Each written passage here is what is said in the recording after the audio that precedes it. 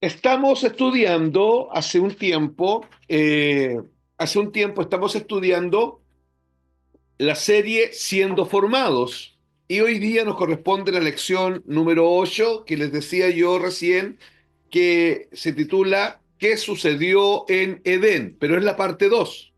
¿Qué sucedió en Edén? Comenzamos entonces, hermanos. Presten mucha atención. Al final respondemos las preguntas que puedan ir saliendo y las que había en la semana pasada, ¿ya?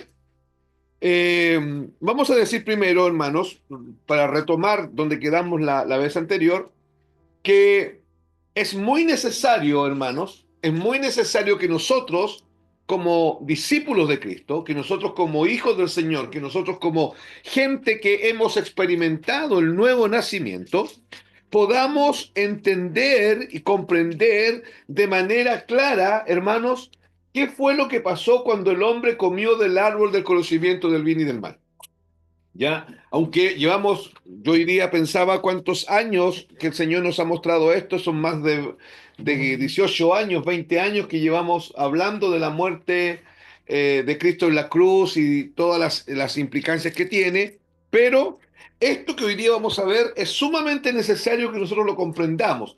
¿Qué ocurrió realmente? ¿Qué pasó cuando el hombre comió del árbol del conocimiento del bien y del mal allá en Edén? ¿Por qué es tan importante que nosotros lo entendamos, hermanos? Para poder valorar la obra de Cristo en la cruz. O sea, si nosotros no tenemos entendimiento de lo terrible que fue la caída de Adán en Edén, no vamos a tener entendimiento de lo terrible que fue la muerte de Cristo en la cruz del Calvario. Y la muerte de Cristo y la resurrección de Cristo se van a volver un tema que se va a tratar a veces, de tiempo en tiempo, como un tema más entre tantos temas. Y nunca va a ser la base de la sustancia de la iglesia, nunca va a ser la base de la edificación de la iglesia. Y nosotros entendemos que es Cristo muerto y resucitado el centro del Evangelio, y desde ahí se desprenden, hermanos míos, todas las doctrinas bíblicas y medimos nuestro actuar, nuestra conducta, nuestro comportamiento, nuestra comunión en Cristo está sustentada ahí, en la obra de Cristo en la cruz del Calvario. Entonces, les decía yo que es necesario comprender qué ocurrió cuando Adán comió del árbol del conocimiento del bien y del mal. ¿Por qué? Porque en la medida que comprendamos eso, vamos a comprender también, hermanos, la tremenda magnitud, la tremenda trascendencia y la tremenda transversalidad de la muerte de Cristo en la cruz del Calvario. No sé si se está entendiendo lo que estoy diciendo. A mayor entendimiento de lo que ocurrió en Edén, mayor entendimiento de la obra de Cristo en la cruz del Calvario. ¿Ya? Lo primero que ocurrió, ustedes saben que ocurrió. El hombre murió. ¿Por qué? O sea, anoten ahí. Número uno, lo primero que ocurrió, el hombre murió. Muerte espiritual. ¿Por qué? Dios lo dijo. Si comes del árbol del conocimiento del bien y del mal, ciertamente morirás. De seguro morirás. Por tanto, Adán murió. Efectivamente murió. Pero ¿qué significaba morir? ¿Qué significaba morir? Nosotros sabemos que la expresión que aparece allá en Efesios capítulo 2, versículo 1, donde dice, y Él os dio vida a vosotros cuando estabais muertos en vuestros delitos y pecados, esa expresión muerte no es necrosis, no se refiere al desgaste celular, sino que es thanatos, que significa total y completa separación de Dios. O sea, cuando Dios viene y le dice, ciertamente morirás, lo que le está diciendo es, ciertamente tú quedarás separado de mí. Pero hermanos, sigo preguntando, ¿qué significaba realmente morir? ¿O qué significaba en la práctica quedar separado de Dios? Porque usted puede entender, sí, el hombre está separado de Dios, pero ¿qué significa en la práctica estar separado de Dios? Porque pareciera que no es tan terrible estar separado de Dios. Si usted se pone a pensar, es más la gente que está separada de Dios que la gente que ha sido ella cercana a Dios.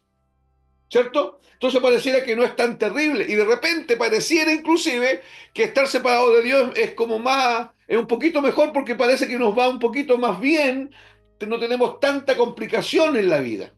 Y por eso es que nosotros tendemos, hermanos, a mirar con desdén la obra de Cristo en la cruz. Tendemos a minimizar la obra de Cristo en la cruz. Tendemos a minimizar el sacrificio expiatorio de Cristo en la cruz. Entonces, ¿qué significaba morir? Escuche bien. Significaba que el hombre ahora quedó inhabilitado para experimentar la comunión con Dios.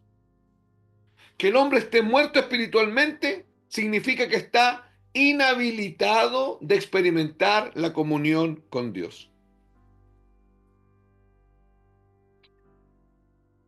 Y eso, consecuentemente, lo llevó a perder su posición de gobierno sobre la tierra y sobre los recursos de la tierra. ¿Está oyendo? Porque acuérdense que el Señor, cuando lo crea, lo coloca para señorear. La expresión señorear que aparece en la Biblia, en la Reina Valera, en otras expresiones aparece como gobernar. Y cuando Dios crea al hombre, lo crea justamente para ejercer gobierno, para tener autoridad.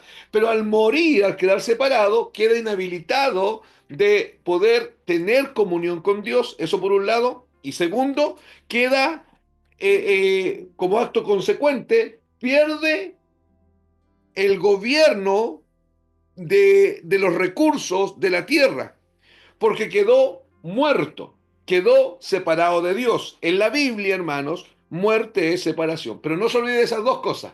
Quedó inhabilitado de, de experimentar la comunión con Dios. Una persona que está muerto en su delito y pecado en tiniebla no tiene comunión con Dios, aunque vaya todos los días a la iglesia. Si está muerto en su delito y pecado, no tiene comunión con Dios. Y segundo, quedó inoperante en cuanto a ejercer gobierno sobre la tierra y sobre todos los recursos. Ahora, esta separación lo que produce es que el ser humano queda inhabilitado completamente para disfrutar la comunión con Dios, y a consecuencia de esa separación, que es la muerte espiritual, aparece la muerte física. La muerte, anoten esto, la muerte física es la evidencia de que el hombre está muerto espiritualmente. Lo vamos a explicar de esa forma. La muerte física es la evidencia de que el hombre está muerto espiritualmente. La muerte física, ¿qué es lo que llega primero? La muerte espiritual. ¿De acuerdo? La muerte espiritual trae consigo la muerte física. La muerte física, les estoy diciendo yo, que es la evidencia de que el hombre está muerto espiritualmente. Pero la muerte física viene acompañada, hermanos, de un desgaste del cuerpo del ser humano. O sea, el hombre empieza a morir, pero esa muerte física viene acompañada de un desgaste progresivo del cuerpo del ser humano, cosa que no pasaba. El cuerpo de Adán no se desgastaba porque la muerte no era parte del diseño original. ¿Ya? El hombre muere espiritualmente y producto de que está muerto espiritualmente, ahora el hombre empieza a morir físicamente. Que se entienda de esta manera, la muerte física es la evidencia tangible, concreta, de que el hombre está muerto espiritualmente. Esta muerte física viene acompañada, les decía yo, de un desgaste progresivo del cuerpo del ser humano. Y también viene acompañada de un desgaste cerebral. El hombre va perdiendo cuando ya somos más ancianitos, vamos perdiendo la memoria. De a poquito, no sé si a los que tienen más de 50 les ha pasado que de repente uno queda, ¿dónde, dónde está esto que yo buscaba? ¿A qué iba la cocina? ¿Se acuerdan? Ya. Esto es normal. Y volví a repetir. Hermano, ¿sabe por qué es complejo esto? Porque el ser humano no había experimentado muerte física nunca. ¿Se entiende? Sí. Por eso es que es complejo, porque la muerte física no estaba considerada en el escenario del diseño original, porque no estaba considerada la muerte espiritual, porque la muerte física es la evidencia de la muerte espiritual. ¿Ya? Ahora, Esto se ve como un proceso. La gente nace, crece, alcanza como su máximo, por ahí entre los 25 y los 35, se alcanza como el máximo esplendor, y de ahí empieza la curva hacia abajo. Y el cuerpo del ser humano va experimentando las consecuencias de la separación con Dios. Si usted lee la Biblia, usted va a ver que al comienzo los hombres vivían 800 años, 700 años, 600 años. eh, el hombre el más longevo de la tierra, según la Biblia, que es Matusalén, vivió 969 años. Después por el camino el Señor redondeó la cosa y acortó los años de la vida y dijo que iban a llegar hasta los más robustos, perdón, la cortó a 120 años y después la volvió a cortar diciendo que los más robustos iban a llegar a los 70, 80 años. Esa cosa no fue hacia el comienzo porque la muerte espiritual trajo como consecuencia y como evidencia la muerte física. Y esa muerte física es un proceso que va increyendo y que trae desgaste cerebral, desgaste en el cuerpo y que termina sepultando al hombre en la tierra. Eso es lo primero que ocurrió en Edén. Lo segundo, ¿qué más ocurrió? Número dos, hubo un cambio de dominio. Hubo un cambio de gobierno en la vida del hombre. Escuche, hubo un cambio de dominio, hubo un cambio de gobierno en la vida del hombre. Ahora el hombre murió, hermano, y el hombre murió, volviendo al punto uno, el hombre murió en espíritu, alma y cuerpo. Pero antes de morir en espíritu, alma y cuerpo, antes que comiera del árbol del conocimiento del bien y del mal, el espíritu del hombre estaba vivo. Cuando come del árbol del conocimiento del bien y del mal, el espíritu del hombre muere. Y ahora hay un cambio de dominio, hay un cambio, les decía yo, de gobierno en la vida del hombre. ¿Cuál es el cambio de dominio? Escuchen. Ahora el hombre iba a ser gobernado por su alma y por el sistema de este mundo, en vez de ser gobernado del espíritu, desde el espíritu, por Dios. ¿Está entendiendo cuál es el cambio de dominio? Ahora el hombre caído, ahora el hombre que murió espiritualmente, empieza a ser gobernado por el alma y el alma está cautiva del sistema de pensamientos de las tinieblas o del sistema de pensamientos del mundo. Cuando en realidad debiese estar siendo gobernada desde el espíritu por Dios. Ahora, vayan siguiéndome, porque aquí ya entramos en tierra derecha de que vamos a profundizar un poquito en la temática.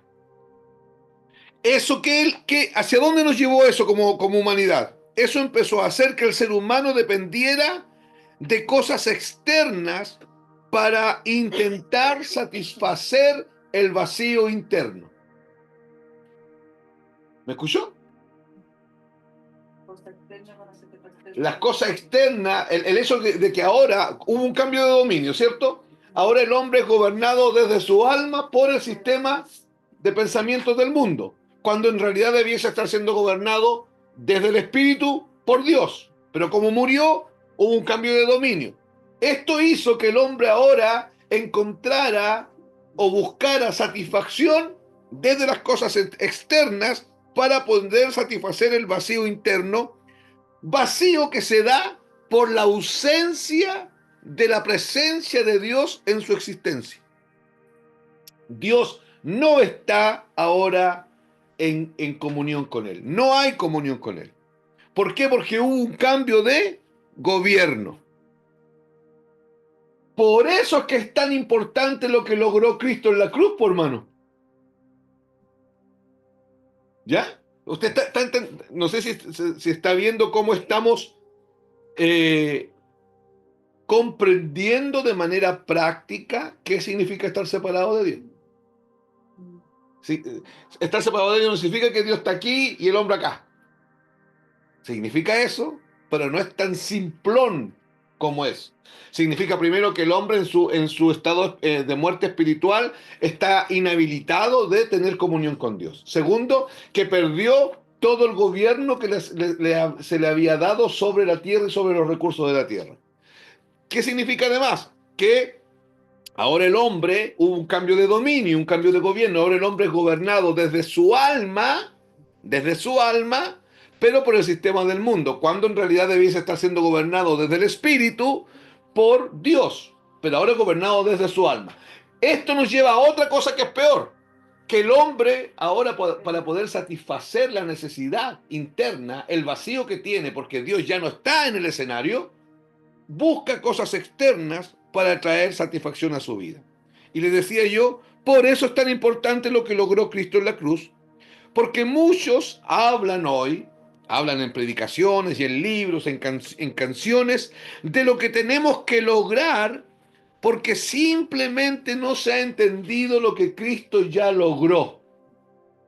Todos están diciendo que hay que lograr esto, que hay que llegar allá, que hay que tratar para esto, por no entender la obra de la cruz y por no entender que Cristo no nos va a hacer lograr nada. Cristo ya lo logró para nosotros. Cristo ya lo alcanzó para nosotros. Cristo ya lo ganó para nosotros. Por eso, hermanos, es que el lenguaje que se usa es que hay que recuperar, así dice la gente, no sé si han oído, hay que recuperar, hay que arrebatar lo que el diablo robó. Porque no están entendiendo lo que Cristo ganó en la cruz, lo que Cristo recuperó en la cruz, lo que Cristo consiguió en la cruz. Hay libros que se han escrito, hermanos míos, hablando de cómo robarle al diablo lo que él nos robó. Otros libros dicen cómo evitar que el diablo nos robe más de lo que ya ha robado. Todo eso, hermano, está mal. Cristo en la cruz del Calvario ganó categóricamente, tuvo una victoria eterna, es lo que llamamos la victoria eterna de la cruz, y eso se traduce no en que Dios va a lograr cosas para nosotros, sino en que Dios ya las logró. Nosotros con nuestra fe, escuche bien, no le arrancamos nada al diablo, no le arrebatamos nada al diablo, por una sola razón, el diablo no tiene nada que sea nuestro. ¿Quedó claro? Pero hermano, no, Satanás no tiene nada. ¿Por qué? Porque cualquier poder que haya tenido lo ha tenido sobre otra persona, no sobre usted. Usted es la nueva creación. No hay nada que arrebatarle al diablo. Satanás no tiene jurisdicción sobre usted. Toda la legalidad en su vida la tiene Dios. Usted fue hecho, acuérdese, por derecho legal. Usted fue hecho hijo de Dios. Eso dice Juan capítulo 1, versículo 12. Entonces, nosotros con nuestra fe no le arrancamos nada al diablo, no le arrebatamos nada al diablo, porque el diablo no tiene nada que sea nuestro. Todo lo que usted tiene es lo que Cristo ganó para usted. Todo lo que Dios quiso darnos, nos lo dio juntamente con Cristo. Eso dice la Biblia. Y todo lo que, lo que Dios quiso darnos, incluido Cristo, lo colocó dentro de nosotros. Hermano, ¿está oyendo? Todo lo que Cristo nos dio, todo lo que Dios quiso darnos, lo dio juntamente con Cristo. Y todo lo que Dios nos dio con Cristo, lo colocó dentro de nosotros.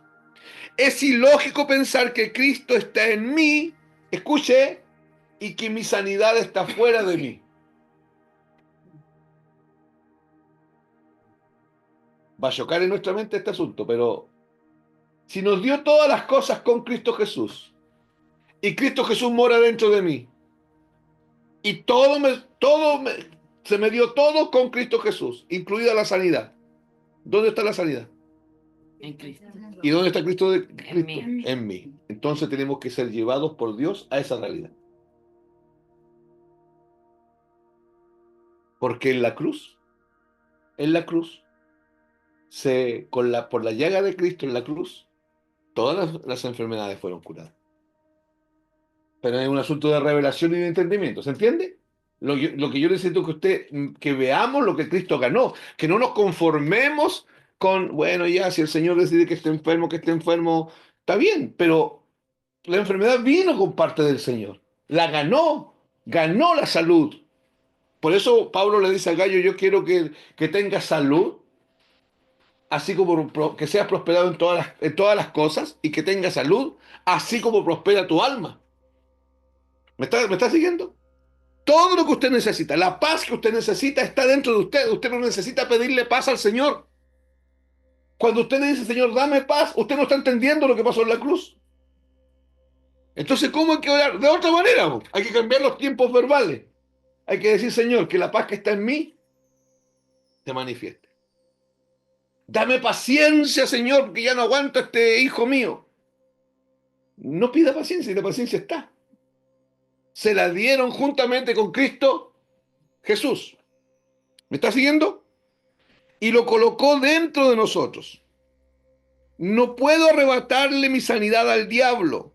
No puedo arrebatarle mi provisión a Satanás. La bendición está en mí, no está fuera de mí. Las bendiciones no me alcanzan. La bendición de Dios, que es Cristo, fue puesta dentro de mí. Porque todo está en Cristo, así lo decidió Dios y Cristo fue puesto dentro de mí. Por eso cuando Dios te ve completo. La fe que se nos dio no es para arrebatar nada, no es para obedecer a Satanás de ninguna manera, no es para quitarle al diablo absolutamente nada. Esa fe se nos dio para obedecer las instrucciones del Padre. Esa fe se nos dio para que usted tenga información de Dios, para que usted siga las indicaciones del Padre, para que usted tenga entendimiento.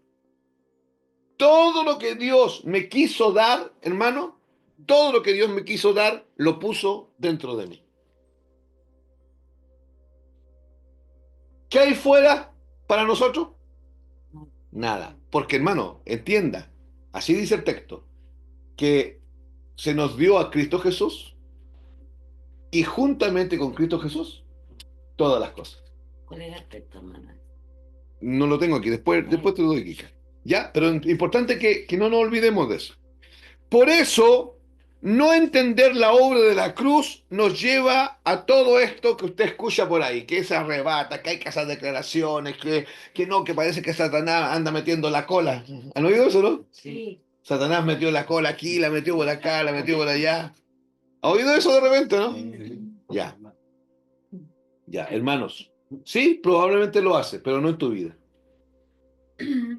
Porque todo lo que Dios te dio está en Cristo Jesús dentro de ti. Si revisamos bien, muchas de las cosas complejas que estamos viviendo son consecuencias de malas decisiones nuestras. De no haber seguido el consejo bíblico, de no haber consultado al Padre, de habernos apurado, de no habernos movido en el tiempo de Dios, de falta de entendimiento, de falta de revelación. Pero usted no está, hermano, y esto necesito que entienda, usted no está a expensas del diablo. No es que el diablo hoy día decide ya voy a destruir a Vanessa y Vanessa tiene que ponerse a tiritar porque Satanás tomó esa decisión. No, porque Vanessa está en Cristo, Cristo está en ella y todo lo que Dios le dio a Vanessa se lo dio juntamente con Cristo y lo puso dentro de ella. Y dentro de eso no está Satanás. Satanás fue echado fuera, el acusador de los hermanos, por medio de la sangre del Cordero. Así dice Apocalipsis. ¿Ya? Es muy importante que no perdamos de vista eso. Por eso, hermanos, no entender la obra de la cruz nos lleva a todo esto. Entendemos que en Edén se perdieron cosas. ¿Quedó claro? Se perdió la vida espiritual. Se perdió el gobierno de la tierra y sus recursos. Se perdió el señorío que Dios nos dio. Se perdió la comunión con Dios. Se perdió. Se perdieron cosas en Edén. Pero no entendemos que en la cruz se recuperó todo. Y escuche, y se recuperó con creces. Eso anótelo. En la cruz se recuperó todo y se recuperó con creces. Si en la cruz se recuperó todo y se recuperó con creces, ¿qué tengo yo que andar recuperando de las manos del diablo hoy día? Nada, hermano. Ese es el evangelio bíblico. Eso es lo que enseña el Señor. Y eso, el no entender esto, hermano, nos lleva a tratar de arrebatarle al diablo cosas. Eso nos lleva a tratar de pelear por la bendición. ¿Saben que hay gente peleando por la bendición? ¿Han escuchado? Ya yo lo hago, yo me gano la bendición. ¿Han escuchado eso, no? Sí. No, déjeme a mí, yo lo hago, me quiero ganar la bendición. Yo me gano esta bendición, yo me gano esta otra bendición. No, usted no tiene ninguna bendición que ganarse porque Cristo ganó todas las bendiciones espirituales en Cristo Jesús y se las dieron a usted. Usted las tiene dentro. Ah, pero es que me están maldiciendo. No importa. Que todos los brujos se junten y hagan una aquelarre en tu contra. No importa. Fuiste bendecido con toda bendición espiritual. No, es que ustedes no creen en el mundo espiritual, lo voy a decir de esta forma, en la parte oscura de la fuerza. No creen ustedes en eso. No, si nosotros sabemos que existen las tinieblas, existen los poderes espirituales, pero sabemos que Cristo murió en la cruz y ganó una victoria rotunda, categórica. No podemos caer en el misticismo de ninguna manera. Todo lo que vemos como algo que hay que alcanzar afuera, que hay que buscar afuera, cuando en realidad todo fue puesto dentro de mí, todo lo que pensemos que hay que alcanzar afuera es una desviación del Evangelio. ¿Por qué? Porque todo está en Cristo y Cristo y yo somos uno solo. Todo está en Cristo. La salvación está en Cristo. Y si Cristo está en usted, usted está salvo. No es que usted va a ser salvo. No es que usted tiene que cruzar los dedos a ver si es que va a llegar al final. Si Cristo está en usted, usted es salvo. Por eso que las cartas de Pablo apuntan a que seamos encontrados en Cristo Jesús. Pese a que tenemos limitaciones, pese a que tenemos incapacidades, pese a que todos nosotros y todos los cristianos tenemos áreas de inmadurez donde no hemos madurado. Pese a eso, es necesario estar en Cristo Jesús. Número 3. Estamos respondiendo qué ocurrió en Edén, la parte 2, ¿se acuerda? Ya, esto de que vamos a ver ahora, yo necesito que usted lo pueda comprender y usted se va a sorprender con los textos que vamos a leer. La imagen de Dios en el primer Adán se perdió completamente.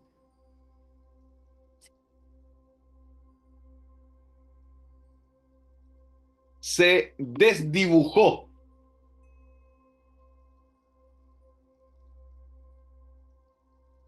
Hermanos, yo tengo aparte, parece que lo hemos estudiado en algún momento, un ensayo con respecto a la imagen caída del hombre.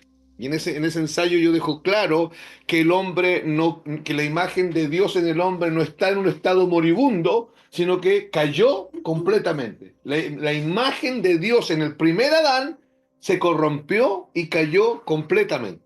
Completamente. No es que cayó, no es que está casi caída, porque si está casi caída estamos hablando de una imagen moribunda, pero no muerta. Y la Biblia dice que la imagen de Dios en el hombre murió porque todo murió. Todo lo que era el hombre murió. Ahora oigan, si la imagen de Dios en Adán se perdió, usted tiene que entender inmediatamente que como esa imagen se perdió, el hombre empezó a proyectar otra imagen. Anote eso. Como esa imagen se perdió, el hombre empezó a proyectar otra imagen. Hermano, ya no proyecta la imagen de Dios, ¿está claro? ¿Por qué no la proyecta? Porque la perdió al comer del árbol. ¿Qué imagen proyecta? Esto está ligado al punto 2. El punto 2 yo les dije que el La de la hombre, tiniebla, yo les dije que el hombre ya había habido un cambio de dominio. Ahora el hombre ejecutaba, actuaba desde el alma, sujeto al sistema de este mundo, a los pensamientos de este mundo, ¿cierto? Cuando en realidad el hombre debiese ejecutar, moverse desde el espíritu por Dios, ¿cierto? Ya. Si la imagen de Dios en el hombre cayó, se perdió completamente, ahora el hombre empieza a proyectar otra imagen. ¿Cuál imagen? La de Adán. La de Adán. el alma, porque empezó a florecer el alma, el propio hombre. ¿Ya? Hermano, esto es sumamente importante. Vamos a ver si los textos bíblicos lo dicen, sí, po. Porque si no lo dicen es invención mía. La imagen de Adán, del propio hombre. Veamos si estamos bien o no. Yo voy a leer la Reina Valera y la NBI, pero vamos a ir a Génesis, capítulo 5, del ¿Quería 1 retirar? Génesis, capítulo Sí, pues 5, estamos haciendo guardia de del patrullaje. 1 Yo no sé al para qué 3. estamos haciendo guardia de patrullaje, hermano ¿Ya? querido. Génesis, capítulo 5, del 1 al 3. Sí, ahí lo callé. ¿Listo? Génesis 5, del 1 al 3. Leo la Reina Valera. Leo la Reina Valera. Este es el libro de las generaciones de Adán. Escuche, así dice, ¿cierto?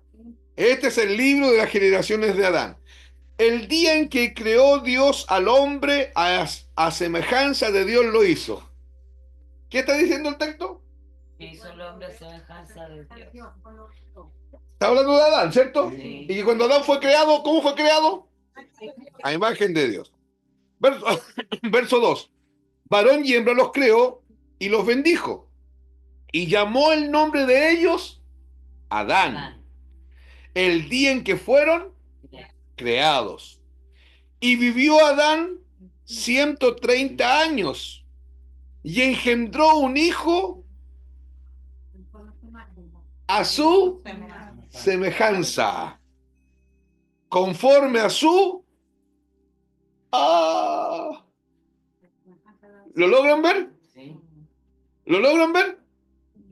A los 130 años apareció un hijo y engendró Adán a ese hijo a su semejanza, Conforme a su imagen. conforme a su imagen. ¿Lo logra ver?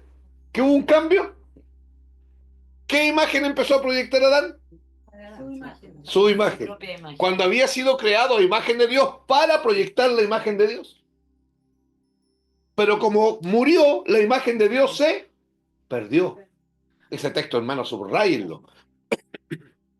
Voy a leer la NBI. Mire cómo está en la NBI. Está más clarito. Esta es la lista de los descendientes de Adán. Cuando Dios creó al ser humano, lo hizo a semejanza de Dios mismo. Ya. Los creó hombre y mujer y los bendijo.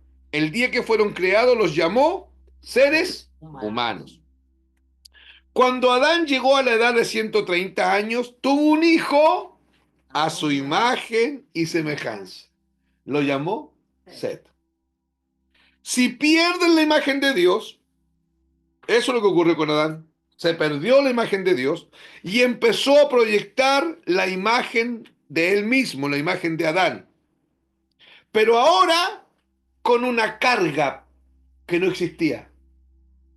Proyecta la imagen de Adán más una naturaleza pecaminosa que lo gobierna. Lo que pasó en la cruz es terrible, por hermano. Porque Dios lo creó para proyectar su imagen, ese fue el diseño original. La caída hizo que Adán ya no proyectara la imagen de Dios, proyectara su propia imagen. ¿Lo dice la Biblia eso? ¿Sí? O sea, los hijos que empezó a tener de ahí para adelante, ¿cómo nacieron? A imagen y semejanza de Adán.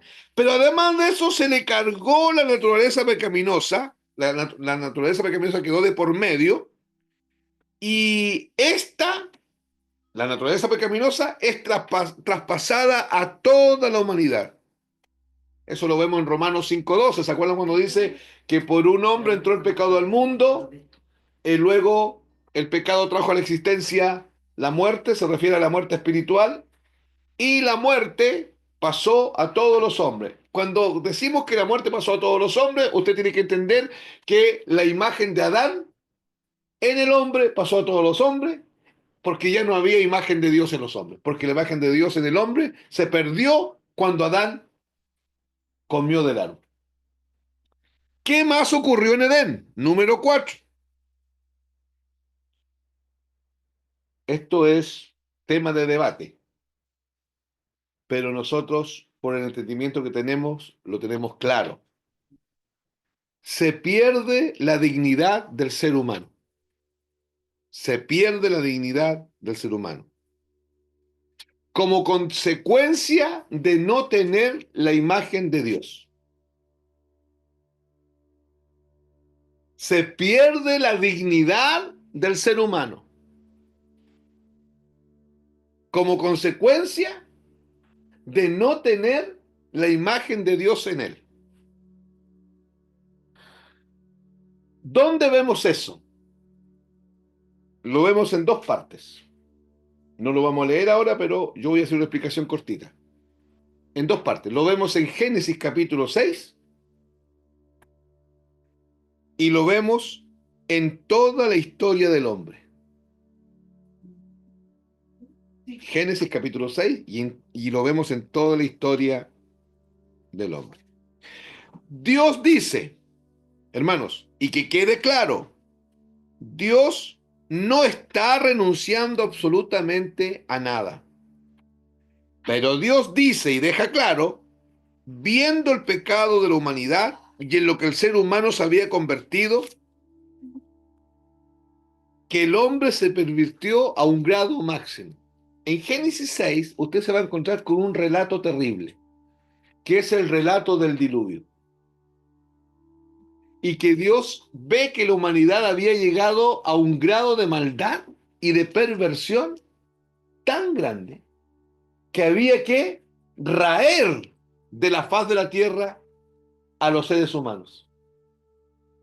Hermanos, Sodoma y Gomorra y las dos ciudades vecinas, porque eran cuatro, no eran solamente Sodoma y Gomorra, eran cuatro, se volvieron en centros de depravación de usted ni se imagina. La Biblia menciona algunas cosas, pero la historia, cuando habla de Sodoma y Gomorra, la perversión que había ahí era terrible. Lo que se hacía con los niños, con los bebés. Ahí nació la zoofilia, ahí nació la necrofilia, ahí nació todo el tema homosexual, toda la perversión sexual nació ahí. Pero no con eso, hermanos, ángeles de Dios descendieron, tuvieron relaciones íntimas con mujeres, nacieron seres pervertidos. ¿Se acuerdan cuando Lot entró a la ciudad y él presenció y vio cómo los de Sodoma y Gomorra querían tener sexo con los ángeles de Dios? O sea, el nivel de perversión era tanto, era tan grande, la dignidad del hombre fue tan asquerosa que llegó al suelo. No hay dignidad. Ahora, pese a todo eso, Dios no renunció a su diseño original. Aun cuando Él dijo, voy a enviar el diluvio para raer a la raza humana, porque en un momento dice la Biblia que le pesó en su corazón a Dios haber creado al hombre. Ese le pesó en su corazón, no es que Él se arrepintió, no es que Él está diciendo, qué lamentable, ya no puedo echar el tiempo atrás, ¿cómo arreglo este asunto? No es eso, es un sentir de desazón, de ver a lo que llegó el ser humano por simplemente haberse apartado de Dios.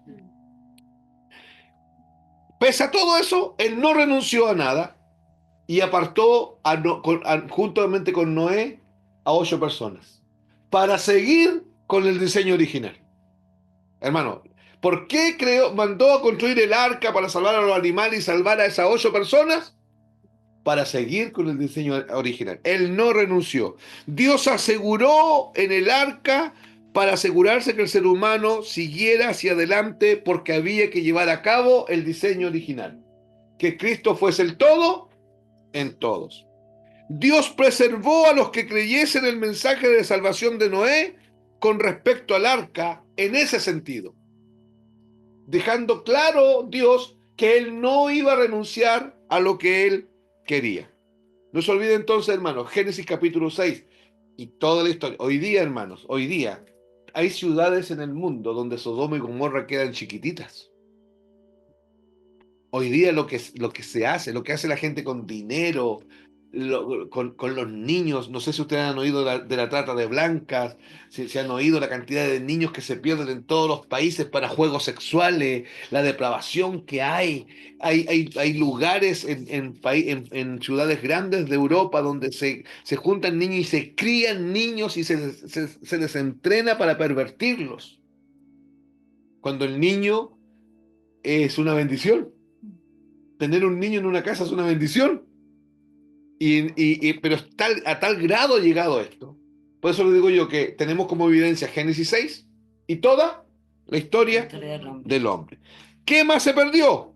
Capítulo 5, el número 5, perdón. Se perdió el sentido de trascendencia. Acuérdense que estamos viendo qué es lo que ocurrió en Edén. ¿Qué tan grave fue? Porque si no entendemos lo que ocurrió en Edén, jamás vamos a valorar la obra de Cristo en la cruz. Se perdió el sentido de trascendencia. De qué estamos hablando cuando hablamos de trascendencia? De entender que esto va más allá de nosotros.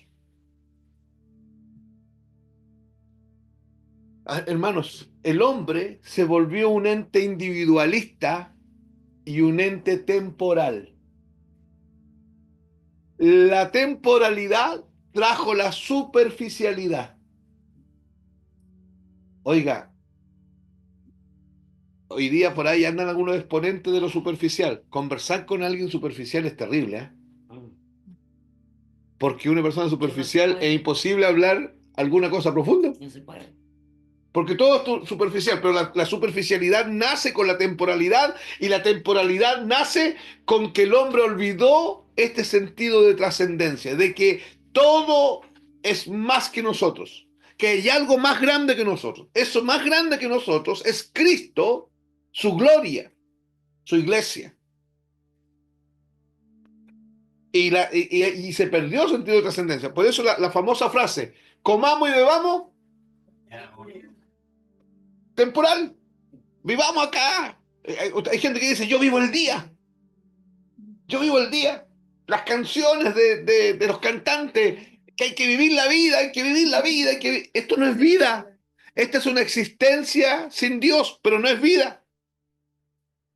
Porque se perdió el sentido de trascendencia. Hermano, hoy día se pregunta a la gente, usted vea los matinales, vea los canales de televisión, los programas de conversación, cuando llegan a traer por ahí a un filósofo, o llegan a traer a algún intelectual, o llegan a traer a alguien que tenga algo, que piense un poquito más que el resto, la gran pregunta es, bueno, ¿y hay vida después de esto? Porque nadie cree que haya vida después de esto. Nadie cree. Todo es puesto en duda, todo es relativo. Porque se perdió el sentido de trascendencia. Y hermanos, Cristo la recuperó. Nosotros sabemos que somos parte de algo eterno. Pero eso eterno usted tiene que entender que es superior a nosotros. Nos supera. Cristo, su gloria, su majestad, su propósito es superior a nosotros. Eso es más grande que nosotros. Nos hicieron parte de algo mucho más grande que nosotros. Por eso es que mis sueños, mis metas, mis cosas, mis caprichos, lo que yo creo que eso que es mío y yo creo que es tan importante, tiene que ser pasado por el sedazo de eso otro que es más grande. La gloria de Cristo y Cristo mismo. Hay cosas que yo quiero que no están en el diseño de Dios. Y mientras yo no entienda que el diseño de Dios trascienda mi vida, porque el diseño de Dios viene desde la eternidad, afecta mi temporalidad y sigue hacia la eternidad futura. Mi vida es temporal, es cortita, es efímera, es chiquitita, es minúscula. Yo hoy día conversaba con alguien cómo pasan los años. Y pasan. ¿Y en qué momento llegamos a esta edad? Y ya no hay cómo ir para atrás, pues. Ahora hay que tratar de que lo que queda, Mantenerlo. no, y optimizarlo, tratar de vivir en Cristo haciendo mejor las cosas. Pero somos un punto en la eternidad de Dios. Ese sentido de trascendencia lo perdió el hombre en Edén. Número 6, perdón. Se perdió el sentido comunitario, dando lugar al individualismo. Se perdió el sentido comunitario, dando lugar al individualismo. El hombre ahora empezó a pensar en él mismo, siempre teniendo como centro de todo al hombre. Nace el humanismo y nace un humanismo soberbio, siempre privilegiando las cosas de uno. Hermano, ¿usted ha oído esto? No, yo creo que no solamente lo ha oído, lo más probable es que en algún momento lo hayamos dicho. En mi vida, ¿qué te importa a ti? En mi vida, ¿qué se mete usted, papá? En mi vida, ¿qué te metes tú, hermano? ¿Ah? Hermano, y no podemos vivir así, porque nuestra vida está ligada a otras vidas. Y afectamos, para bien o para mal. La palabra afección es una palabra neutral, no tiene una carga negativa, es una palabra neutral. Yo puedo estar generando una afección positiva o puedo estar generando una afección negativa. ¿Qué pasó? Se perdió el sentido comunitario, el hombre empezó a privilegiar sus propias cosas, teniendo ahora una mirada humanista de las cosas. Por eso la obra de Cristo viene a recuperar el diseño original, una mentalidad corporativa. Por eso la Biblia habla de que somos un reino de sacerdotes.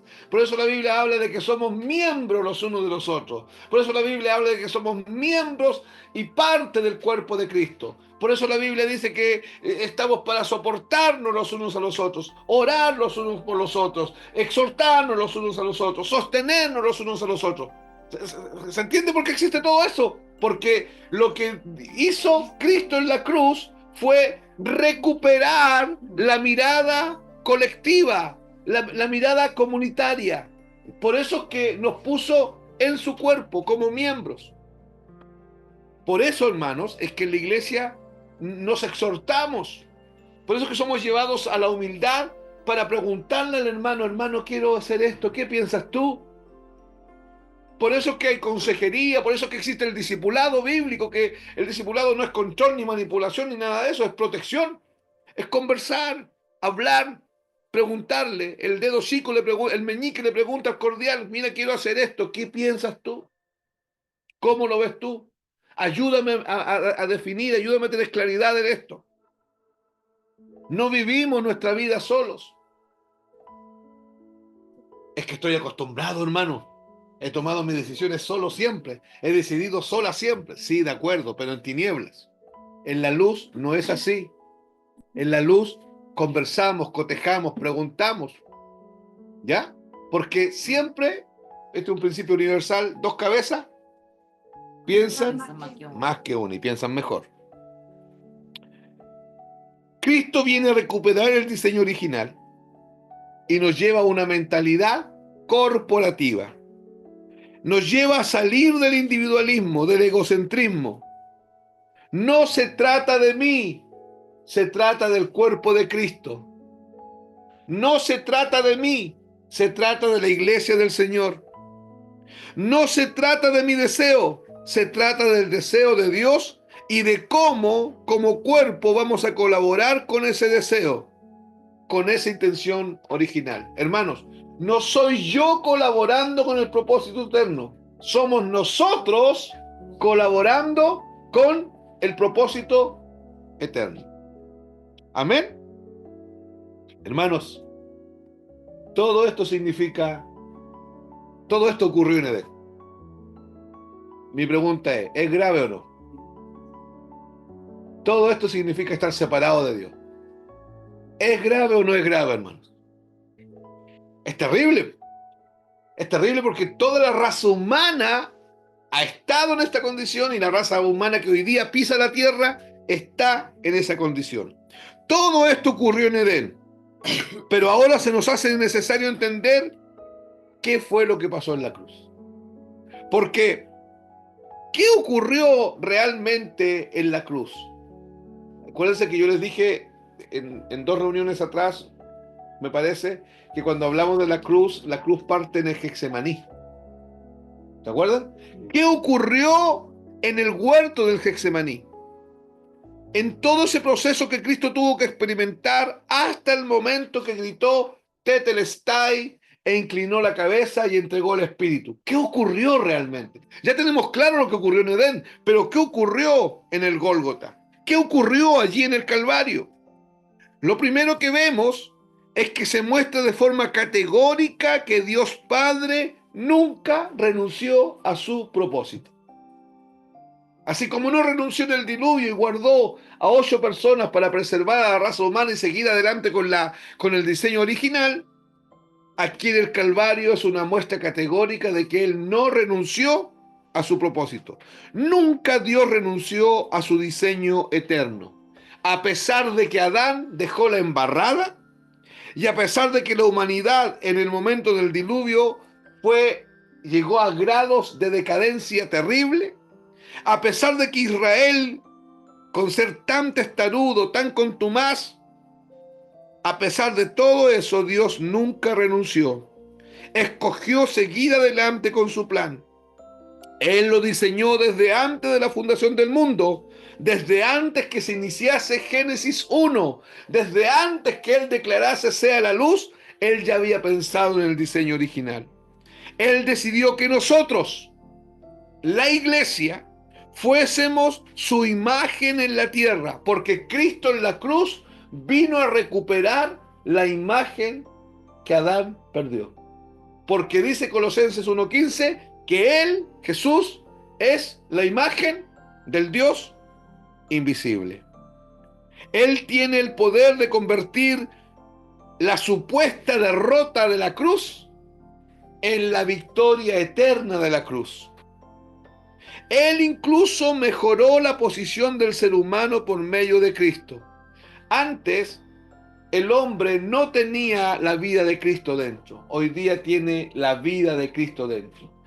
Hoy día fuimos adoptados como hijos suyos, fuimos incorporados en la familia de Dios y Dios hoy día, por la obra de la cruz, es nuestro Padre. Hermanos, podríamos pensar, como muchos piensan, que Adán estaba en una buena posición, mejor que la nuestra. Hay gente que no entiende la obra de la cruz y cree que Adán en Edén estaba mejor que nosotros. ¿Ya? Y aunque estaba en perfección y estaba en un lugar deleitoso, porque Edén significa delicia, aunque el huerto fue puesto en Edén era un huerto perfecto, y aunque Adán tenía la imagen y semejanza de Dios, Adán no tenía lo que usted y yo tenemos. ¿Qué? A Cristo. A Cristo. Y eso es el logro de la cruz. Eso es el logro de la cruz, que Cristo more dentro de usted, que usted hoy día sea habitación de Dios, que usted sea el templo de Dios, que usted sea el lugar santísimo. Usted es la morada de Dios. Hermano, Dios te escogió para morar dentro de ti. Y Dios que corra los velos, que abra los ojos del entendimiento, que haga caer las telarañas mentales que no nos dejan ver y no nos dejan entender esta verdad. Pero por la gracia de Dios, usted y yo estamos en una mejor posición. Adán antes de la caída no tenía problemas de salud. Antes de la caída. No tenía problemas económicos. Eso es verdad. Caminaba con Dios. También es verdad. Conversaba con Dios continuamente. También es verdad. No tenía que pagar arriendo. Es verdad. No se jubilaba y la pensión era chiquitita. Es verdad. Pero, escuche, el gran pero del Edén es que Adán no tenía a Cristo morando dentro de él. Todo lo que le nombré lo hice intencionalmente. Que Adán tenía, o que no tenía, cosas temporales. No pagaba arriendo, temporal. No pagaba luz, temporal. No se enfermaba, temporal. No había que cotizar en Fonasa, temporal. No envejecía, temporal. Todos los que dicen Adán estuvo mejor que nosotros, tienen una mirada temporal. Adán no, el gran pero de Edén es que Adán nunca supo lo que usted ya sabe, que Cristo mora en usted. Ah, pero tengo deudas, temporal. Pero me enfermo, temporal. Pero me duele la rodilla, temporal. Pero tengo el colon inflamado, temporal. Pero la casa está vieja y no tengo para hacerle mantención, temporal. Pero me he cambiado de trabajo y mi situación económica cambió, temporal. ¿Qué es lo eterno que usted tiene? Listo. Cristo en usted.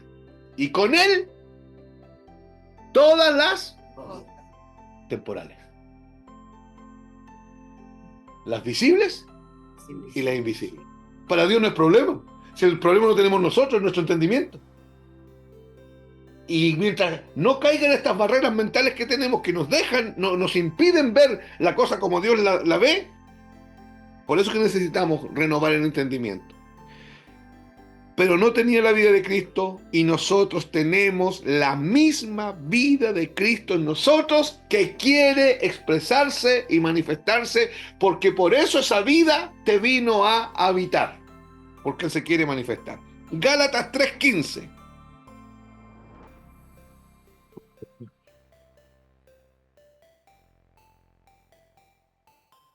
Voy a leer la NBI. Pondré enemistad entre tú y la... Perdón, ¿qué les dije? Gálatas. Gálatas. No, Génesis. Perdón. Génesis 3:15. De nuevo. Y pondré enemistad entre ti y la mujer, y entre tu simiente, singular, y la simiente, singular, suya. No dice simientes. La palabra simiente significa semilla. La raíz es semen, que significa semilla. ¿Ya? De ahí viene la palabra sementera, que significa semilla para sembrar. Repito. Y pondré enemistad entre ti, le está hablando a la serpiente, y la mujer. Y entre tu simiente, la semilla de la serpiente se llama naturaleza pecaminosa, pecado. Y la simiente suya, la simiente de la mujer, la simiente, escuche, la simiente, no las simientes, se refiere a una semilla en particular. Esta te herirá en la cabeza y tú le herirás en el calcañar. Dice su simiente el texto. La pregunta es, ¿quién es esa simiente? Cuando se refiere a la simiente suya, a la simiente de la mujer, ¿quién es esa simiente? Jesucristo. Jesucristo le iba a aplastar la cabeza a la serpiente en la cruz. Ustedes saben que la serpiente guarda el veneno en la cabeza.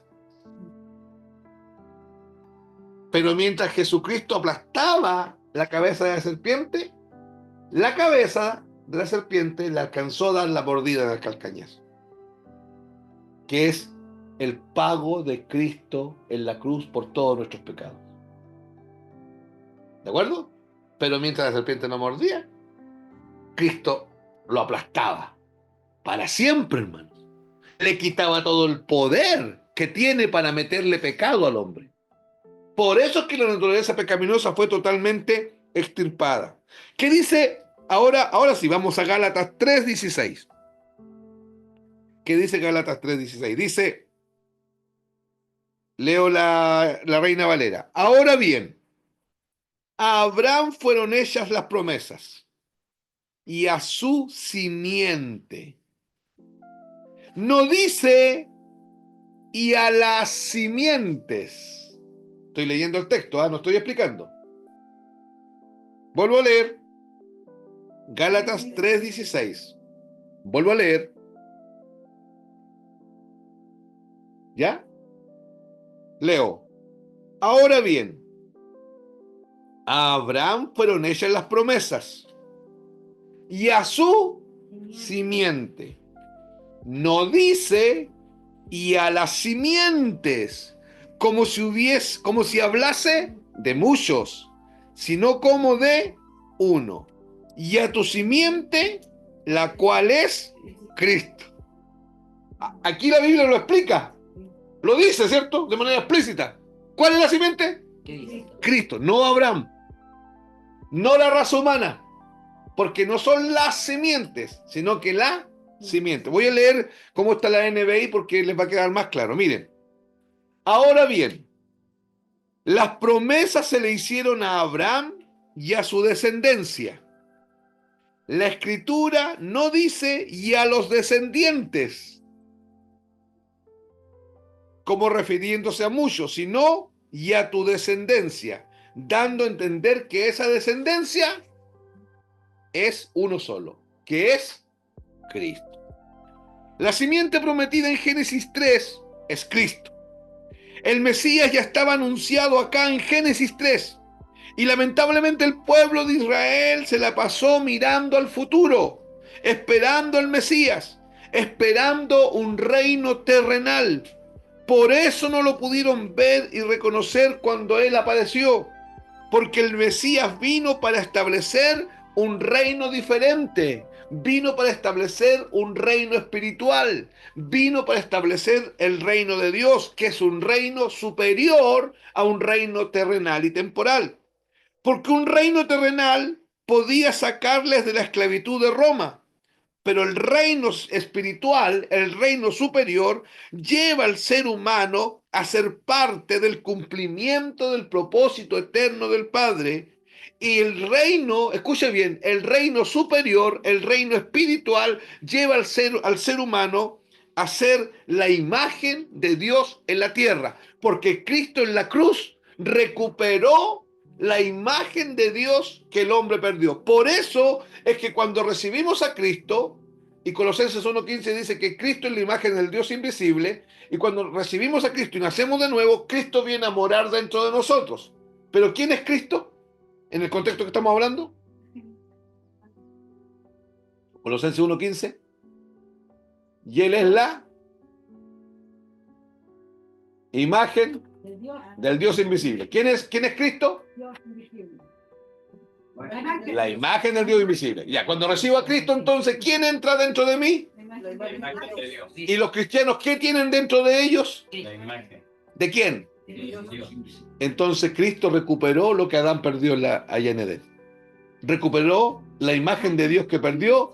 Ahora viene Cristo, la recupera porque Él es la imagen de Dios y Él entra dentro de nosotros. Y por eso es que hoy día los únicos, hermanos míos, los únicos que pueden expresar a Cristo son los que tienen la imagen del Dios invisible.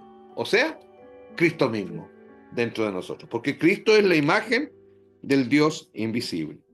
Hermanos, Romanos 5, que no nos vamos no lo vamos a ver todo hoy día, pero Romanos 5 es un capítulo donde Pablo nos muestra la superioridad de Cristo. Lo mismo ocurre con la carta a los hebreos. Por eso es que no podemos quedarnos entretenidos en lo que sucedió con Adán y olvidarnos de lo que sucedió con Cristo en el Calvario. Porque lo que ocurrió con Cristo en el Calvario es muy superior a lo que ocurrió con Adán en Edén. Lo que Adán perdió en Edén, ¿fue harto? Sí. Lo que Cristo recuperó en el Gólgota fue mucho y con creces. Por eso dice Hebreos, puesto los ojos en Jesús. No en Adán, no en David, no en Malaquías, no en Zacarías, no en Isaías, en Jesús. Porque Jesús recuperó con creces lo que Adán perdió en Edén, que fue harto. ¿Ya? Veamos unos textos.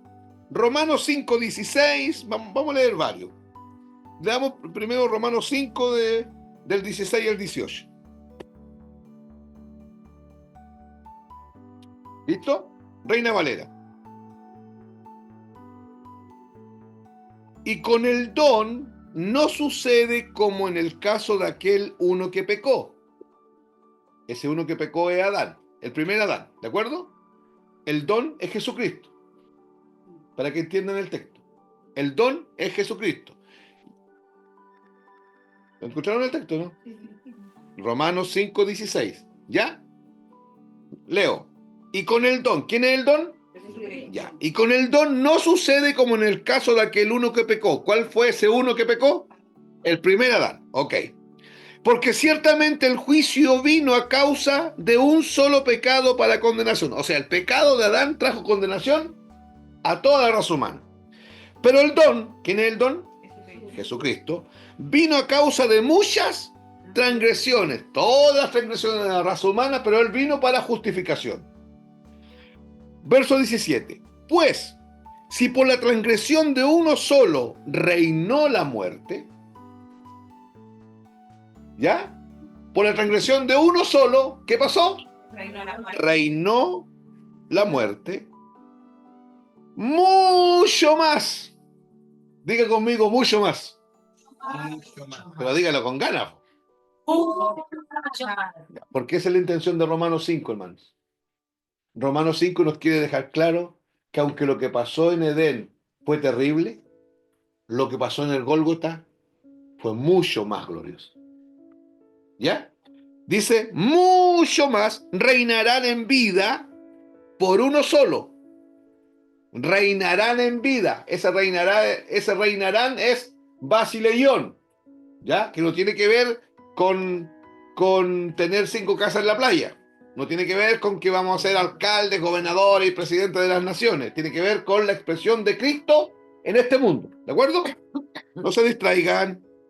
No se distraigan porque es sumamente importante lo que estamos viendo. Mucho más reinar en vida por uno solo. Jesucristo. ¿Quién es ese uno solo? Jesucristo. Los que reciben la abundancia de la gracia. ¿Dice así su Biblia? ¿O dice los que reciben la gracia? Abundancia. ¿Qué recibió usted? Abundancia de gracia. ¿Y qué es algo abundante? Mucho. más que mucho. Mucho. Y sabe, hermano, de repente da la impresión que no hemos recibido tanto más. Entonces el problema lo tengo yo. No Dios. Yo tengo el problema, es mi mentalidad. ¿Se da cuenta? No estoy entendiendo la obra de la cruz. Dice que los que reciben la abundancia de la gracia y del don de la justicia. Verso 18. Así que, como por la transgresión de uno, Adán, el primer Adán, vino la condenación a todos los hombres, de la misma manera, por la justicia de uno, vino a todos los hombres la justificación de vida. Hermanos, Pablo nos está diciendo, voy a explicar estos textos, Pablo nos está diciendo aquí, no negamos que reinó la muerte. ¿Está oyendo? Eso está, Pablo está diciendo, no negamos que reinó la muerte. Pero el solo acto de justicia de Cristo en la cruz produjo la justificación de vida. O sea, ¿hasta cuándo reinó la muerte? Hasta cuando Cristo murió en la cruz. Porque ahí se desató la obra y el milagro de la justicia imputada, la justificación en Cristo. Muchos hoy tienen la fe puesta en la obediencia. De hecho, ellos dicen, en la obediencia está la ganancia. ¿Ya? Y la tienen puesta en eso. O sea, si obedezco, gano. Pero escuchen. Ellos creen que si obedezco, voy a ser justificado. Si obedezco, voy a ser bendecido. Pero hermanos, el Evangelio, ¿sabe a qué nos lleva? A entender la obediencia de nuestro Señor Jesucristo. Porque dice la Biblia que Él aprendió obediencia hasta la muerte. Dice que fue obediente hasta la muerte y muerte de cruz. ¿Dónde tienen que estar puestos los ojos? No en mi obediencia. Con esto yo no estoy diciendo que hay que vivir desobedeciendo, sino que el acto motivacional de mi corazón no es mi obediencia. Mis ojos tienen que estar puestos en la obediencia de Cristo, que fue una obediencia que se manifestó hasta la muerte y muerte de cruz. Hermanos, nos guste o no nos guste, nuestra obediencia, escuche bien, siempre va a ser imperfecta. y siempre va a ser parcial, no completa. En cambio, la obediencia de Cristo fue perfecta.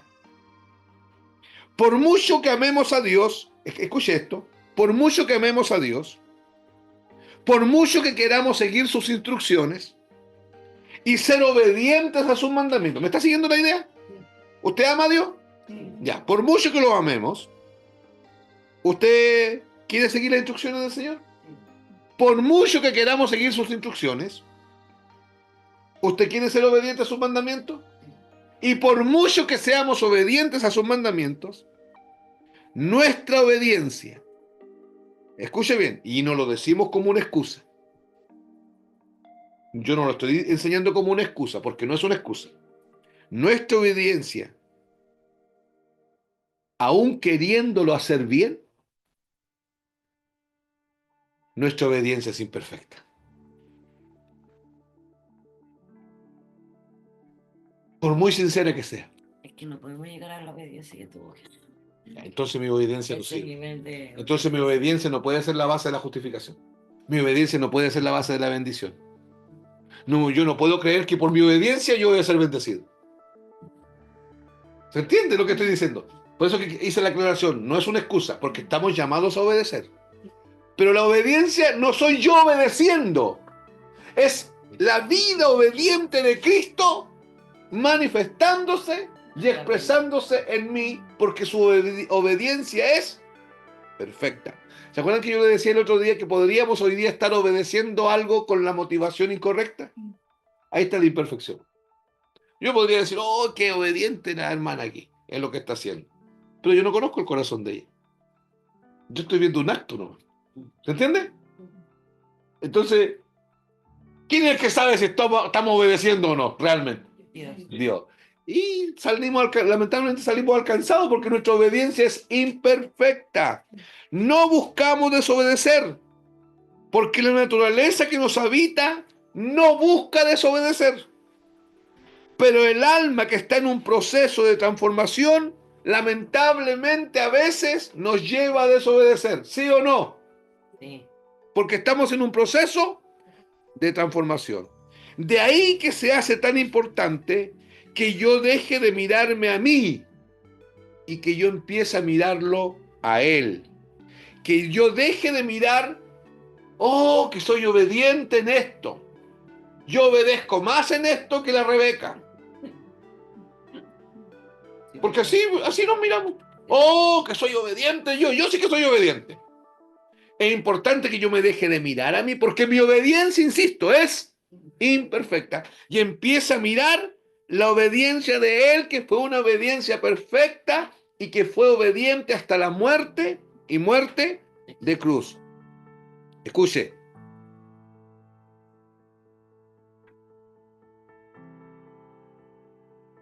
Nosotros estamos en Cristo.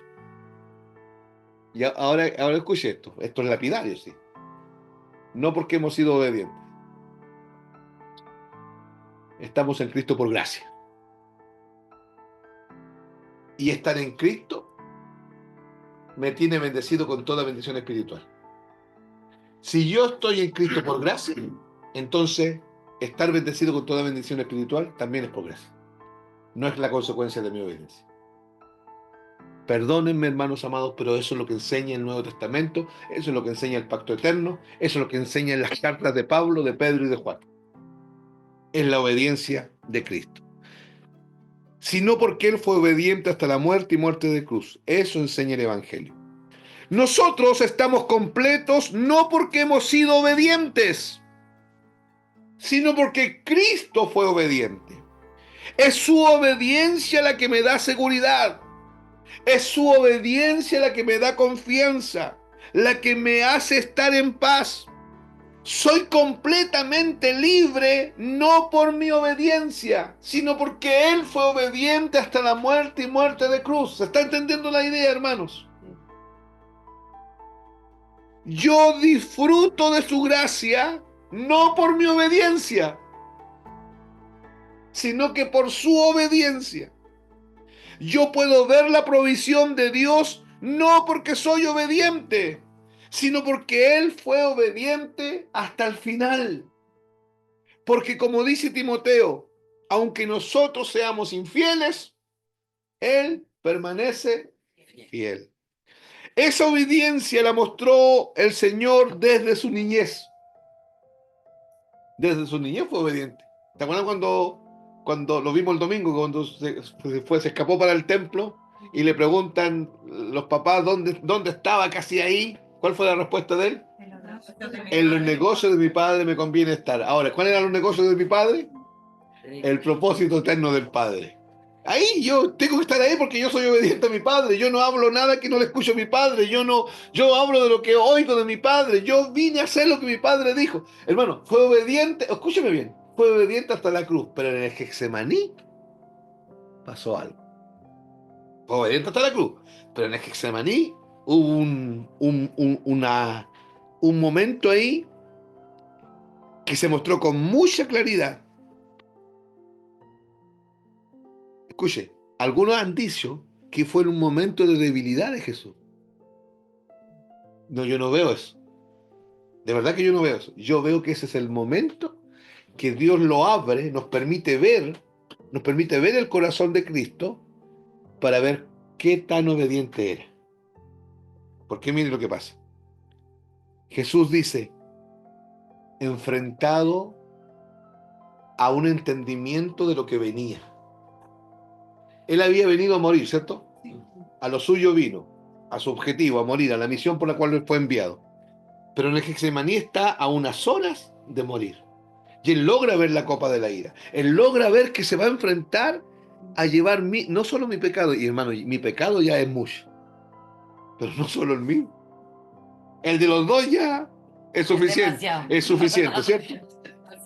Y si agregamos a la Rebe, pero no vino a llevar el pecado de nosotros tres, de todos nosotros, de todo este país, de todo este continente, de todo el planeta, de todas las épocas, de todas las edades. Y él ve eso y Dios nos permite ver el corazón de Jesús.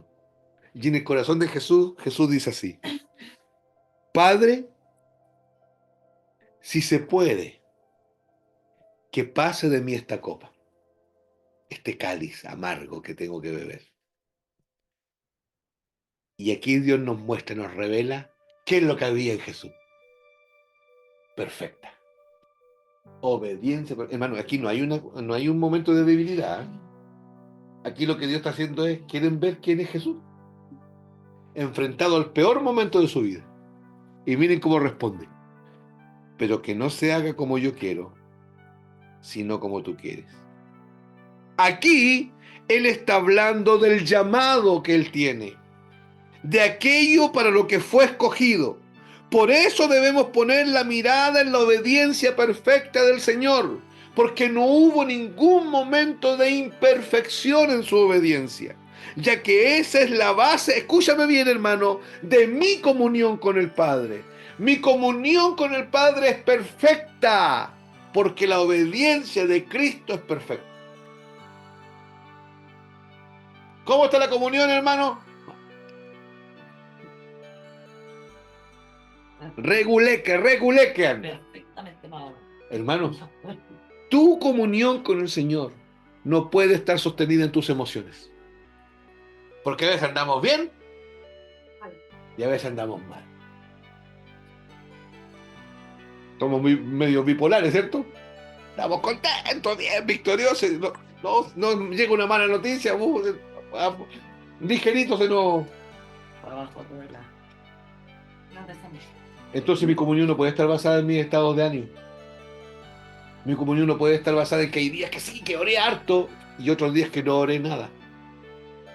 Mi comunión tiene que estar basada en la perfecta obediencia de Cristo que lo llevó a la cruz a morir en nuestro lugar para recuperar mucho más de lo que Adán perdió allá en Edén. Gálatas 4 del 4 al 7.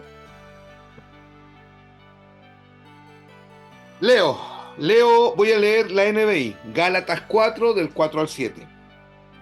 Pero cuando se cumplió el plazo, ¿ya? En la Reina Valera dice, pero cuando vino el cumplimiento del tiempo, y aparece Kairos ahí. vuelvo a la NBI. Pero cuando se cumplió el plazo, Dios envió a su hijo, nacido de una mujer, nacido bajo la ley, o sea, bajo el antiguo pacto, para rescatar a los que estaban bajo la ley, a fin de que fuéramos adoptados como sus hijos. En la Reina Valera dice, a fin de que recibiésemos la adopción de hijos. Verso 6. Ustedes ya son hijos. Ustedes no van a ser hijos. Ustedes no están trabajando para ser hijos. Ustedes ya son hijos. Dios ha enviado a nuestros corazones el espíritu de su Hijo, que clama, Abba Padre. Así que ya no eres esclavo, sino hijo. Y como eres hijo, Dios te ha hecho también heredero. Hermano, ¿se da cuenta que está todo en pasado? ¿O hay algo en futuro? ¿Ustedes saben cuál es el tiempo, el tiempo potencial simple? Yo iría, yo llegaría, yo comería, yo podría, yo correría, yo me levantaría. Algo que está, que puede pasar, pero que no puede pasar. Esto no está escrito así. Tampoco está escrito, van a ser hijos de Dios, van a ser herederos, van a ser de Cristo. El texto dice, así que ya no eres esclavo. ¿Qué es lo que no somos hoy día? Esclavo. Listo, de la naturaleza pecaminosa. Sino hijo. Y como eres hijo, ¿qué eres, hermano? Hijo. Dios te ha hecho también, Dios te ha hecho, no te hará, Dios te ha hecho también heredero. Es interesante que no dice que lo envió para sanar a los que estaban enfermos. Dice que los envió a rescatar a los que estaban bajo la ley. El versículo 6 que yo acabo de leer y el versículo 7 son absolutos de Dios. ¿Cuáles son los absolutos? Ustedes ya son hijos, ustedes ya son hijos, no son esclavos, y ya son herederos de Dios. Son absolutos. La pregunta es, ¿lo cree o no lo cree? No hay más. Con esto no hay nada más que hacer. Porque Dios está diciendo, haciendo una declaración absoluta y categórica. El punto es, yo, Víctor, ¿lo voy a creer o yo voy a entrar en constante duda y permanente duda? Él dice que 3 cosas son un hecho. La primera, ¿cuál es? Soy su hijo. Soy su hijo. La segunda es una negación. No soy esclavo. No soy esclavo. ¿Y la tercera? Soy heredero. también. Soy heredero. Eso dice Dios de usted. Y eso se lo dio a usted por simplemente tener a Cristo en su corazón. Y eso Cristo lo ganó en la cruz por su perfecta obediencia. ¿Está claro que no se trata de que yo obedezca? Porque yo no puedo obedecer porque mi obediencia es imperfecta y mi obediencia no puede ser la base de todo esto que estamos conversando. Entonces, eso no está en cuestionamiento. Aquí no hay duda. Aquí no se dice depende de. Es que sí. Sino lo que aquí dice es categórico. Ya somos hijos y ya somos herederos. ¿Y todo por qué? Porque en el plazo que se cumplió, Dios envió a su hijo. ¿Por qué eres hijo? Porque Dios envió a su hijo a morir en la cruz. ¿Por qué no eres esclavo? Porque Dios envió a su hijo. ¿Por qué eres heredero? Porque Dios envió a su hijo. Ninguna parte dice que tú tienes eso porque tú obedeces. Es por gracia. Siempre es por gracia. Y esa gracia que trajo a Cristo a nuestra vida, esa misma gracia es la que sigue operando en nosotros para que la vida de Cristo se manifieste. La pregunta es, ¿quién puso ese plazo? Porque como decía el texto, pero cuando se cumplió el plazo, en la Reina Valera dice, pero cuando vino el cumplimiento del tiempo, ¿cierto? La pregunta es, ¿quién puso ese plazo? Dios. Dios. ¿Quién puso ese tiempo? Dios. Dios. Obviamente ese tiempo y ese plazo lo estableció Dios, el Cairo de Dios, los tiempos establecidos por Dios para su intervención. Nada ni nadie lo puede cambiar y nadie lo puede alterar. ¿Quiénes somos nosotros para pensar que podemos alterar lo que Dios quiere hacer? Alterar lo que Dios ha establecido en sus tiempos. Lo que Dios ha establecido no lo puede cambiar nada ni nadie en cuanto a su propósito. ¿De acuerdo? Lo que Dios estableció en cuanto a su propósito, no hay fuerza en este mundo que lo pueda cambiar. Marcos 1:15. Anótenlo. Marcos 1:15.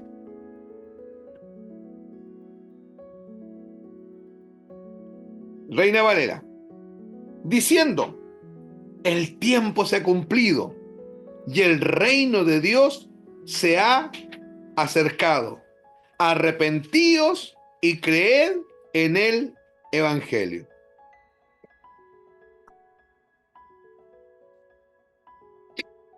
¿Sabe que al leer este texto, sabe qué idea viene a mi cabeza? Porque mire cómo dice el texto. Se ha cumplido el tiempo, o el tiempo se ha cumplido. Eso lo decía Jesús. El reino de Dios se ha acercado. Arrepentíos. Meta, no, ya cambien su mentalidad y creer en el Evangelio. ¿Sabe? Yo leo eso y una idea viene a mi cabeza. Que siempre habrá alguien en la tierra que responderá al llamado de Dios para cumplir el propósito eterno de Dios. Ese texto a mí me dice eso. Porque el reino se acercó. El llamado de arrepentimiento se está haciendo. Y ahí va a haber gente que va a creer en el Evangelio. Si no, Dios no estaría diciendo eso. Entonces usted y yo no tenemos que perder la esperanza con respecto a predicar el Evangelio. Porque siempre habrá alguien en la tierra que responderá al llamado de Dios para llevar a cabo el propósito eterno de Dios. Siempre habrá alguien que haya sido convencido por el Espíritu Santo para que lo que Dios dijo se cumpla. Hermanos, los movimientos históricos no ocurren porque la gente ora. Los movimientos históricos ocurren por la intervención de Dios. Muchos creen que la reforma del siglo XVI ocurrió porque se levantó Juan Hus, 100 años después se levantó Lutero, Calvino y otros más. No, hermano, no pasó por eso. La reforma fue una intervención de Dios. Dios decidió, llegó la hora, en el siglo XV, en el siglo XVI, que mi pueblo vuelva a las Escrituras. Dios levantó hombres. Y la reforma no es la gran cosa. Hoy día esa reforma se mantiene, sigue, porque seguimos siendo renovados en nuestro entendimiento. Lamentablemente se ha pensado que oramos para que Dios haga algo. Y no es así. Oramos para estar en sintonía con lo que Dios ha estado haciendo, para entender lo que Dios está haciendo. Oramos para oír a Dios y ser sensibles y ser dirigidos por el Señor en cuanto a su propósito. Oramos porque no queremos lo que tiene que ir pasando establecido por Dios y ser ignorantes de aquello. De ninguna manera podemos pensar que Dios está haciendo algo porque estamos ayunando, porque estamos orando, porque estamos suplicando. Oramos para escuchar lo que Dios está haciendo, lo que Dios está hablando. Oramos para entender con la mente de Dios lo que Él quiere hacer. Oramos para que la mentalidad de la vieja naturaleza caiga y seamos renovados en el entendimiento. En esto sí le decimos a Dios, en esto sí le decimos a Dios, queremos seguir y hacer tu voluntad. Aquí sí corresponde decir esto. Cuando hablamos de sanidad, cuando hablamos de que la voluntad de Dios es que seamos sanos, es porque Cristo ganó todo para nosotros. Cuando hablamos de que en su propósito Él nos quiere prosperar, y prosperidad no es tener dinero. prosperidad es cumplir el propósito por el cual el Señor nos llamó, es necesario entenderlo. Termino con esta idea. ¿Se acuerda que la Biblia dice que las puertas del Hades no prevalecerán contra la iglesia? Eso significa que por mucho que algunos le den mucho poder a Satanás, No lo va a tener. lo que Dios ha establecido que pase, pasará. En cuanto a su propósito. Da igual qué tipo de políticos nos gobiernen. Están todos muertos. Da igual qué políticos nos gobiernen. ¿Por qué? Porque lo que Dios va a hacer en cuanto a su propósito, lo hará. Da igual las agendas del mundo. ¿No he oído hablar de la agenda 20, Agenda 2030? Del Consejo Paulista, del Centurión Bolivariano. ¿No he oído hablar de esas cuestiones? De la cita masónica, del poder de los Illuminati. ¿No he oído hablar de los poderes FACT? Da igual. Hermanos, da igual. ¿Por qué? Porque Cristo en la cruz triunfó. Y tuvo una victoria rotunda. Las agendas del sistema del anticristo no pesan al lado de lo que Dios ha establecido en cuanto a su propósito eterno. Nosotros debemos ser participantes activos de su propósito, de aquello que Dios está haciendo, porque Dios cuenta contigo y conmigo. Él quiere incorporarte a su propósito, de hecho te incorporó a su propósito y quiere usarte por su gracia. En lo que Él ha establecido, hermano, eso sí o sí sucederá, pero en cuanto a su propósito.